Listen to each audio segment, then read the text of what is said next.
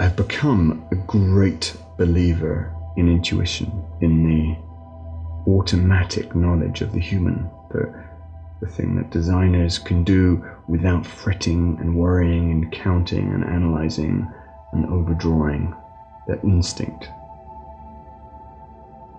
We're called Atmos, which is really a recognition of all of that incredibly important, vibrant, energized, radiomagnetic stuff that surrounds us, that charged spectrum full of information, increasingly our lifeblood, really.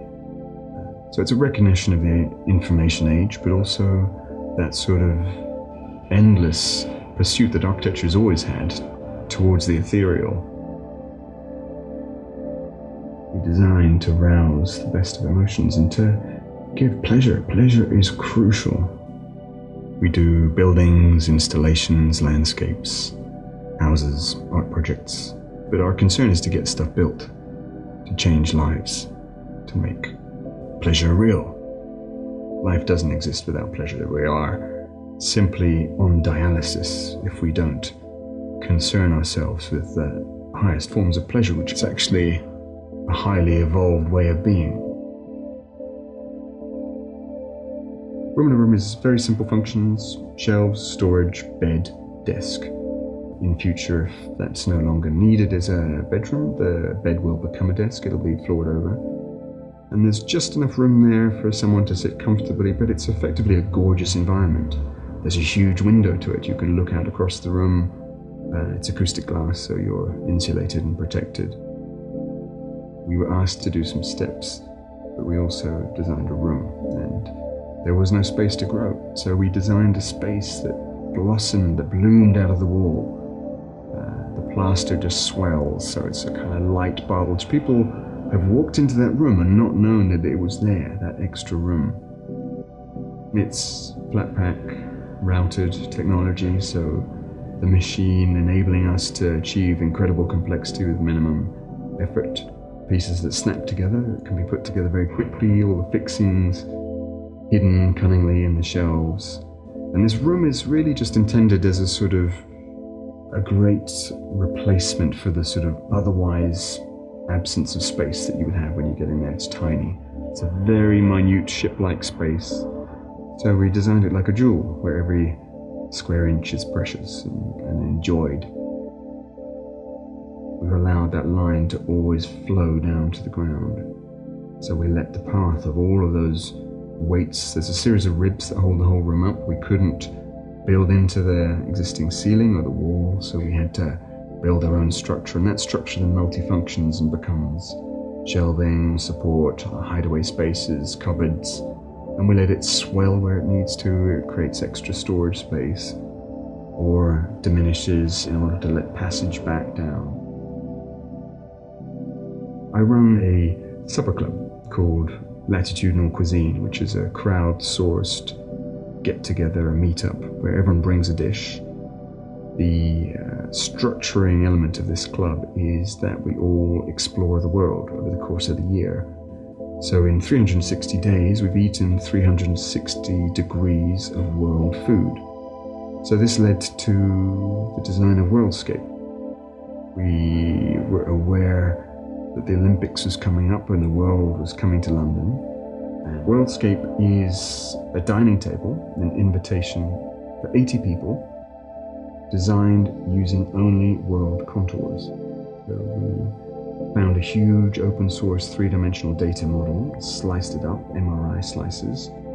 People eat off of the coastline, the zero level. The mountains rise up to about 2 meters in front of them at the Himalayas, this great mighty mass. And they sit in the ocean. They sit in the underwater contours at the first contour level where all of the countries of the world are suddenly united around all of the continents. It's -2 kilometers. So everyone is united in this one single bench. So in one way it's a giant drawing, and I think a lot of our work is a little bit like that. Data is of course a way of drawing, and buildings, architects don't make buildings, they make drawings. Those drawings lead to buildings. So This is a giant drawing that everyone belongs on. Everyone has a spot there. Everyone has a journey, a line that they themselves could contribute to that world. We were showing that at Earl's Court and thought, well, let's just launch a micro furniture range. So as a spin-off to Worldscape, we designed the World series. We took that same data, we made one tiny table, no mountain, so you can actually put whatever you want on it. It's completely flat. It's just effectively an inscribed drawing. It has underwater and above water contours, and it's the whole world within 8 foot. You can sit 8 people around it. The legs are sections through the earth. And that's accompanied by a chair and a series of stools, and the stools sample the contours of the world, but they take the mountains and flip them upside down.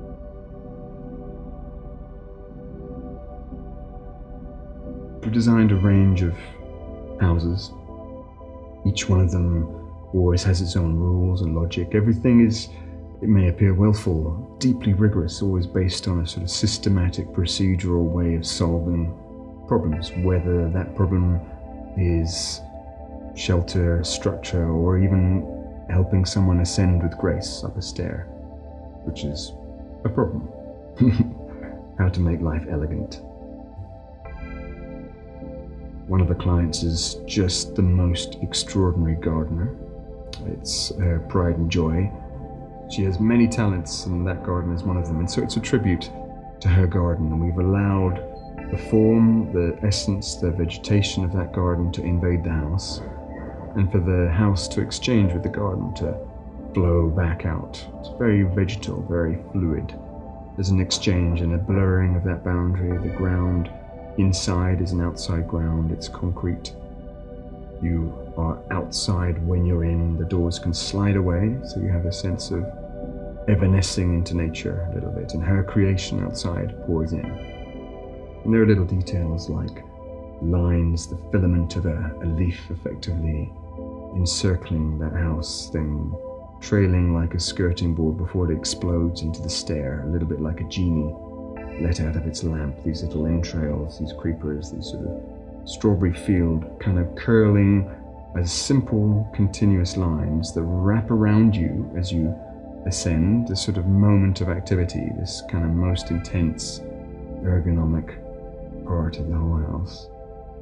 These entrails wrapping around you is a single loop, and then they fall back down and collapse back into the skirting board. And all of that achieved with very simple CNC routing technology, flat pieces effectively jigsaw cut, assembled together, complex three-dimensional shapes formed from simple two-dimensional ones. We were approached by the City of London Festival to design a tree. This year they were celebrating trees. Our design for the tree was about trying to genetically splice the best of various trees, apples, cherries, oaks, but make it ergonomic, make it an artifact that a human belonged in.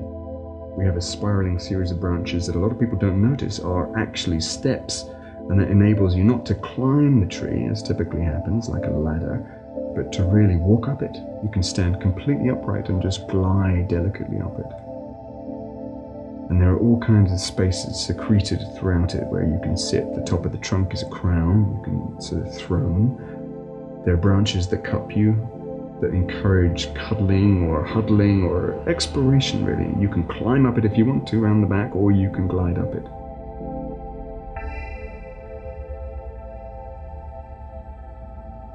We don't operate cerebrally, we don't operate intellectually, and we don't relate to each other only on that level. That's a mono form of operation, but generally it's not what drives us. I think we're emotional. So we don't design emotionally, but we design for emotions.